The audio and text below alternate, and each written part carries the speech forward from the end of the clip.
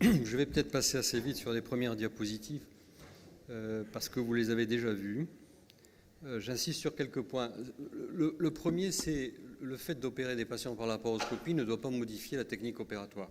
Ça, c'est le point fondamental. Donc, il faut quand même garder connaissance des guidelines qui sont relativement maintenant acceptés par la communauté internationale. Alors, ceux-ci sont bien entendu japonais. Vous avez sur cette diapositive résumé les différents types de curage ganglionnaire, du D0 au D2, et vous avez les schémas dessous, et vous voyez que la différence entre le D1+, que nous faisons beaucoup dans la communauté européenne, c'est-à-dire qui inclut le ganglion du stade 8A, 9 et proximal P sur l'artère splénique, alors que quand on passe au D2, on va aller plus distal sur l'artère splénique, on va aller sur le ganglion 10 du vil de la rate, et on va aller plus à gauche sur le 12A au niveau du pédicule hépatique. Donc ceci étant pour la gastrectomie totale, et vous avez l'équivalence sur la gastrectomie partielle.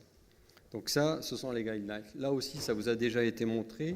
Insistez sur le fait que, à partir du moment où votre lésion gastrique dépasse le stade T1B, vous rentrez dans un curage au minimum D1+, et puis ensuite vous allez sur du curage D2. Ce sont encore une fois des standards guidelines asiatiques. Alors les points d'achoppement, mais maintenant on a des réponses. Et on vous a déjà communiqué ces réponses, c'est faut-il aller jusqu'à faire une splénectomie de principe pour enlever le ganglion 11D distal sur l'artère splénique et 10 sur le vil de la rate? La réponse est non.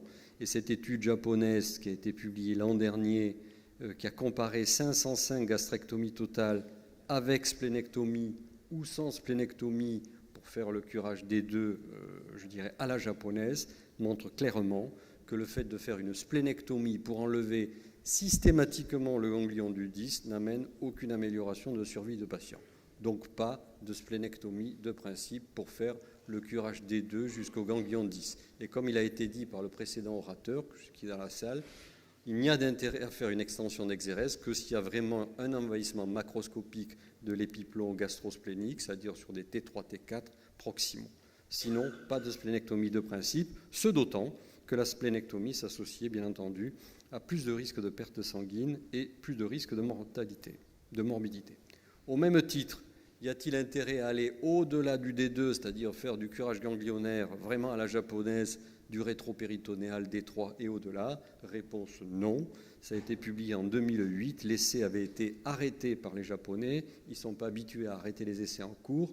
Mais cet essai qui avait comparé le D2 à une exérèse ganglionnaire plus étendue avait clairement montré que quand vous étendez l'exérèse ganglionnaire sur les groupes rétropéritonéaux 15, 16 et au-delà, vous avez une augmentation très significative de la morbidité, vous voyez 20 à 28%, surtout sous forme de diarrhée vraiment très difficile à gérer ou de collection péritonéale et de chylopéritoine, et surtout, il n'y avait aucune amélioration de survie des patients.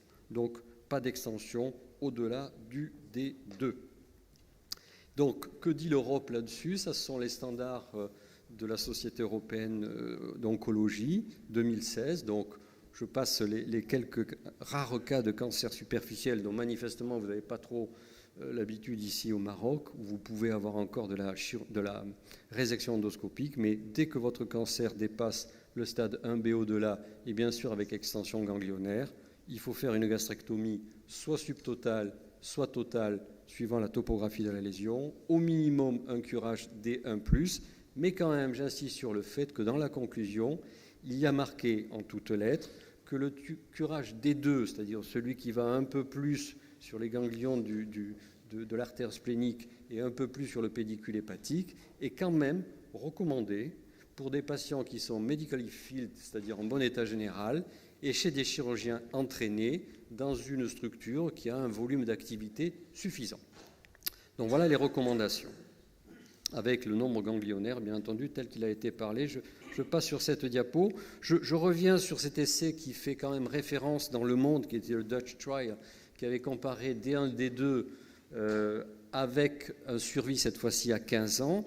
Il a montré encore une fois que, au prix quand même d'une morbidité supérieure du curage D2, il y avait quand même un petit bénéfice en termes de moins de taux de récidive locale chez des patients qui avaient un curage D2. Donc là encore, ils insistaient sur le fait que le D2 peut être fait, un D2 sans splénectomie, avec des chirurgiens qui sont entraînés, des services qui ont une forte activité et donc des patients qui sont capables de supporter le D2. Donc voilà le standard sur lequel doit s'appuyer maintenant la chirurgie laparoscopique, parce qu'il faut bien la comparer à la chirurgie conventionnelle. Deux essais également intéressants qui ont été publiés. Celui-ci vient du groupe italien qui est spécifique dans la chirurgie du cancer de l'estomac. Et ce qui est intéressant de voir, c'est que quand ils ont comparé D1, D2 en études randomisées, eh bien pour les cancers finalement très peu invasifs, les PT1, le D2 n'amène rien, voire même péjore le pronostic, parce qu'il y a plus de morbidité, alors quand même que pour les cancers plus avancés, T2, T3, T4, N+, là, le fait de faire un D2 améliore quand même à 5 ans la survie sans récidive de ces patients. Donc, le D2, ça peut être quand même réalisé et ça a un bénéfice. Donc, voilà le standard de la chirurgie conventionnelle et la chirurgie laparoscopique doit finalement faire au minimum pareil que la chirurgie conventionnelle et peut-être mieux, on verra. Alors, qu'est-ce qu'on a dans la littérature? Cette diapositive me paraît très intéressante. C'est ce qu'on appelle Idle Model. Ça a été publié dans Lancet, c'est-à-dire quel est le cahier des charges d'une intervention chirurgicale avant qu'elle devienne un gold standard. Et donc, vous voyez qu'on a toutes les lignes avec exactement la méthodologie. La première, ce sont les concepteurs, c'est-à-dire qui a eu l'idée au départ de dire « Tiens, je vais faire une gastrectomie par laparoscopie ». Ben ça, c'est M. Kitano qui l'a publié en 1994. Ça a été le concepteur. Et ensuite, il y a d'autres chirurgiens qui se sont mis là-dessus, qui ont amélioré les techniques opératoires, qui ont commencé à analyser le résultat, c'est les exploration, qui ensuite ont fait des registres, qui ensuite ont fait des essais randomisés, et ensuite on est dans les phases finales où on a le suivi sur le long terme. Et qu'est-ce qu'on voit, mettons, pour la gastrectomie laparoscopique des 4/5e? Eh bien, Kitano publie en 1994 la première gastrectomie laparoscopique, et ce n'est qu'en 2002 que partiront les premiers essais randomisés. Donc vous voyez qu'il y a un gap de plus de 15 ans avant que les essais randomisés. À ce jour, qu'est-ce que l'on a? Eh bien, sur le plan purement factuel, on a 25 méta-analyses publiées, on a 15 essais randomisés et on a la fameuse Cochrane Database. Donc, on ne va pas tous les passer en revue. J'en ai sélectionné quelques-uns. Le Cochrane 2016, qui a recensé dont 2528 patients, 12 essais randomisés comparant la gastrectomie subtotale par chirurgie laparoscopique versus chirurgie ouverte, eh bien, montre que finalement, il n'y a pas de différence de mortalité, qu'il y a un tout petit peu plus de morbidité avec la chirurgie ouverte et que le bénéfice est surtout dans une réduction de temps de séjour par la voie d'abord laparoscopique. Voici une méta-analyse assez récente, 2017, qui a comparé effectivement 8 essais randomisés, chirurgie laparoscopique versus open, pardon, je n'ai pas pris le pointeur, je croyais qu'il y avait la flèche qui s'affichait, versus open. Vous voyez, 370 cas à peu près par groupe, même type de curage ganglionnaire, même qualité du nombre de ganglions enlevés, en faveur de la laparoscopie, moins de pertes sanguines, moins de complications, meilleure récupération post-opératoire et diminution significative du temps de séjour. Donc quand même des éléments qui vont plutôt en faveur de l'approche laparoscopique. Qu'en est-il maintenant sur la gastrectomie totale par laparoscopie? Même modèle. 1995, première publication de laparoscopie, de gastrectomie totale par laparoscopie. 2014, premier essai randomisé, 20 ans. 20 ans avant que cette intervention ait fait le premier parcours de validation, d'analyse de résultats, d'amélioration des techniques opératoires, premier essai randomisé. Aujourd'hui, on a quoi? 7 méta-analyses publiées, un essai randomisé en cours. Un essai randomisé dont on n'a pas les résultats. Il s'appelle Stomach Trial, il est européen, il a été ouvert en 2015. Il va comparer donc la chirurgie ouverte versus la gastrectomie par laparoscopie. 168 patients devraient être recrutés pour des lésions, bien sûr, T1, T3, N1 ou N0 non métastatiques. Et bien entendu, c'est une évaluation à la fois de qualité d'exérèse oncologique, mais également de survie de patients, qualité de vie et, bien entendu, des coûts. Alors, en attendant cet essai publié, on a quelques méta-analyses. Celle-ci est de 2014. Elle a recensé 17 études non randomisées, avec donc, vous voyez, 1358 gastrectomies totales par chirurgie ouverte versus gastrectomie par chirurgie laparoscopique. Encore réapparaissent les mêmes critères que l'on connaît pour la chirurgie laparoscopique en général. C'est bon pour le foie, c'est bon pour l'œsophage, c'est bon pour le côlon, c'est bon pour le rectum. Si vous faites le même type d'exérèse carcinologiquement valable par rapport à la chirurgie ouverte, si vous le faites en la laparoscopie, a priori, il y a moins de pertes sanguines, vous améliorez le confort post-opératoire du patient, il y a moins de risques de complications et vous réduisez significativement le temps de séjour. Alors, un petit bémol, c'est que souvent, en début d'expérience, cette chirurgie laparoscopique sera un peu plus longue que votre temps opératoire traditionnel, mais finalement, c'est quelque chose que vous allez corriger simplement en ayant un peu plus de volume de patients. En tout cas, on est au moins dans un rapport d'équivalence, il n'y a pas plus de mortalité et il y a autant de prélèvements ganglionnaires donc pour avoir une chirurgie carcinologiquement satisfaisante. Donc, une publication qui quand même jette un peu le pavé dans la mare, qui a été publiée dans le British Journal en 2015. Là, ils ont fait pareil, une étude, une méta-analyse, mais vous savez, en utilisant un score de propension, c'est-à-dire ils ont essayé vraiment d'appareiller sur plusieurs paramètres cliniques, biologiques, radiologiques les patients, entre un groupe de 251 patients opérés par laparoscopie versus 502 par chirurgie ouverte.